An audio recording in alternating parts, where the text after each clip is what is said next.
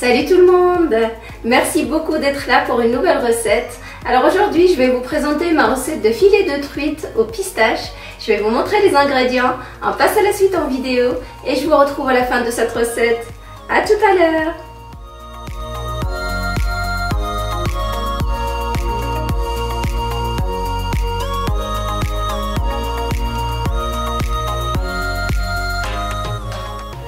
Après avoir bien nettoyé mes filets de truite, je vais les assaisonner d'abord de sel.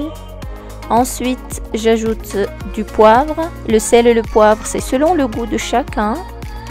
J'ajoute par-dessus le jus de citron vert.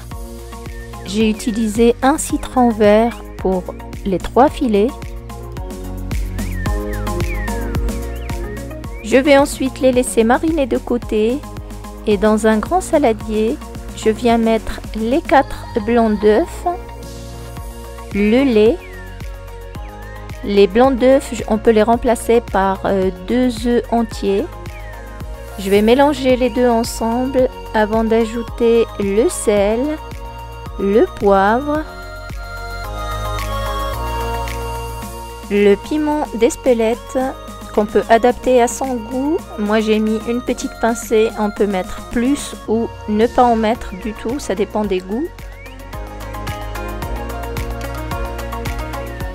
Ensuite je vais râper par-dessus le gingembre frais.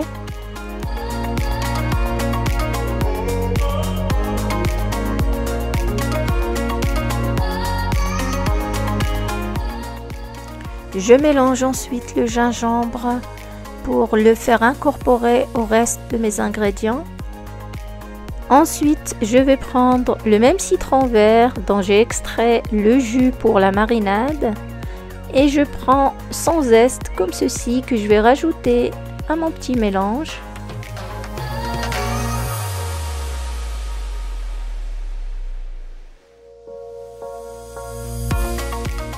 Je vais ensuite hacher finement les feuilles d'estragon avant de les ajouter à mon appareil.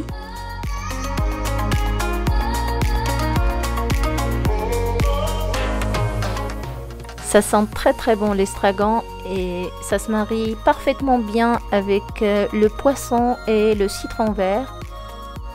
Je mélange une dernière fois pour incorporer tous les éléments que j'ai mis dans mon appareil. Je vais ensuite prendre une assiette à côté et je prends aussi le poisson que j'ai mariné. Dans cette assiette, je vais verser la pistache concassée et torréfiée et je commence à passer mes filets de poisson dans mon appareil comme ceci. Ensuite, je mets le côté chair sur la pistache et je dépose le côté peau sur une plaque chemisée. Je répète ensuite la même opération pour les 3 filets. Voici ce que l'on doit obtenir. Et dans un four que j'ai préchauffé à 200 degrés, je vais mettre mes filets de truite à cuire 10 à 12 minutes maximum. Je ne les passe à la cuisson que quand tous mes autres éléments sont prêts pour servir directement après. Je vous invite à suivre la liste des ingrédients qu'il nous faudra pour les accompagnements.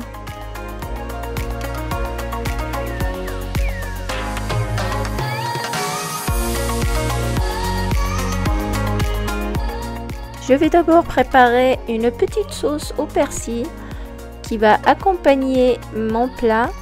Donc pour ceci, je mets une botte de persil dans mon hachoir. J'ajoute par-dessus l'équivalent d'une grande à 2 grandes cuillères d'huile d'olive.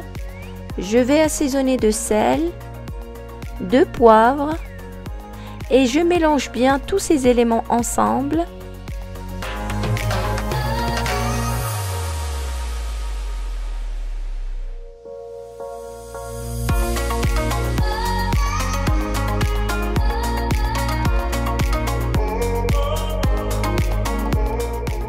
Voici ce que l'on doit obtenir. Je vais ensuite éplucher les tomates et à l'aide d'un petit couteau pointu, je vais enlever la zone dure qui se trouve sous le pédoncule de la tomate, comme ceci. Et dans une autre assiette, je vais venir couper en deux la tomate et la vider complètement, comme ceci, séparant ainsi la chair que je vais utiliser pour la petite salade que je vais faire, et la sauce, je vais la garder pour l'utiliser plus tard.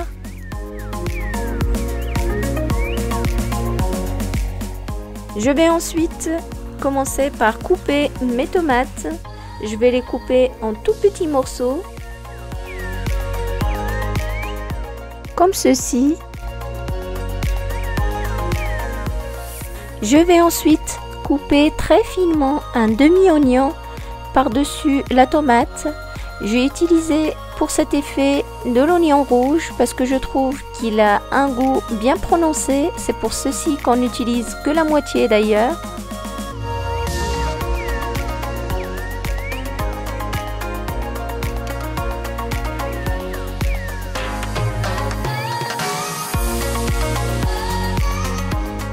J'assaisonne ensuite de jus de citron, de cumin en poudre, de poivre,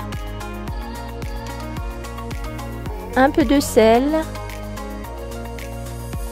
J'ajoute ensuite l'équivalent d'une grande cuillère de la sauce au persil que j'avais préparée tout à l'heure. C'est pour ça d'ailleurs que je n'ai mis qu'un tout petit peu de sel dans la salade parce que cette préparation est déjà salée. Je vais bien mélanger tous ces ingrédients qui vont venir donner du goût à cette salade de tomates. J'ai mis dans cette salade une grande cuillère de jus de citron, mais si vous préférez, vous pouvez mettre une grande cuillère de vinaigre à la place. Ma salade de tomates est prête. Je la réserve et je prends le jus de tomate de tout à l'heure que je vais venir verser dans mon mixeur une fois que je l'ai assaisonné de sel et de poivre. Je mixe bien.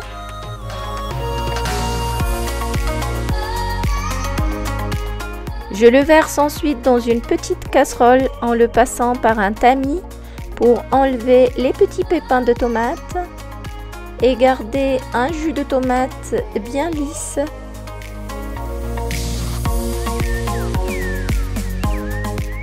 Je vais ensuite mettre la casserole sur un feu doux et dès que ça commence à se réchauffer, j'y ajoute 1,5 g d'agar-agar. Je mélange bien à l'aide d'un petit fouet pour faire dissoudre complètement l'agar-agar dans ma préparation de tomates que je vais verser directement sur une petite plaque que je vais mettre au congélateur pour 5 minutes maximum.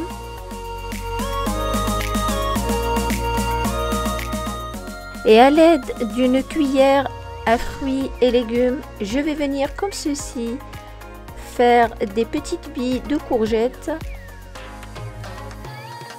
Et dans une poêle très chaude, je vais mettre un filet d'huile d'olive dans lequel je vais venir faire sauter mes billes de courgettes.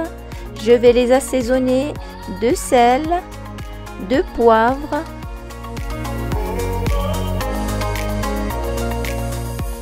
j'ajoute ensuite des herbes de Provence et je termine avec du curry. Et je fais sauter à la poêle, toujours sur un feu fort, pendant 3 à 4 minutes maximum. Mes courgettes sont prêtes. Je vais passer maintenant au dressage de mes assiettes. Je vais déposer mon poisson au centre de mes assiettes. J'ajoute à côté la petite gelée de tomates que j'ai découpée à l'aide d'un petit emporte-pièce en forme de fleur. Je pose par-dessus mes petites billes de courgettes Ensuite, à l'aide d'un petit emporte-pièce rectangulaire, je viens servir du quinoa bicolore que j'ai simplement cuit dans de l'eau salée. Ensuite, je l'ai fait sauter dans une noisette de beurre. Je viens déposer ensuite la salade de tomates par-dessus le quinoa, comme ceci.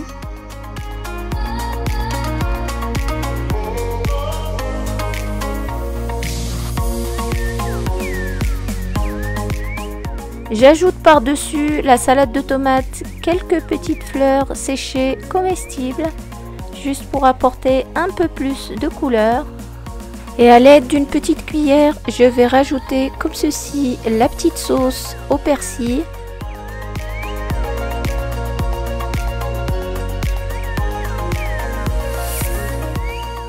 J'ai choisi de servir la petite sauce au persil à côté du quinoa et de la tomate parce que je conseille au moment de la dégustation de faire un mélange de tous ces éléments. Ça donne un effet en bouche juste excellent. J'espère que vous allez tester cette recette et me dire ce que vous en pensez dans les commentaires. Et il ne me reste plus qu'à vous souhaiter un excellent appétit. Et voilà, nous sommes arrivés à la fin de la recette pour aujourd'hui. Mes filets de truite sont prêts. J'espère qu'ils vous ont plu. Si c'est le cas, n'hésitez pas à liker la vidéo et n'oubliez pas de vous abonner si ce n'est pas encore fait. Je vous dis à très vite pour une nouvelle recette. Au revoir!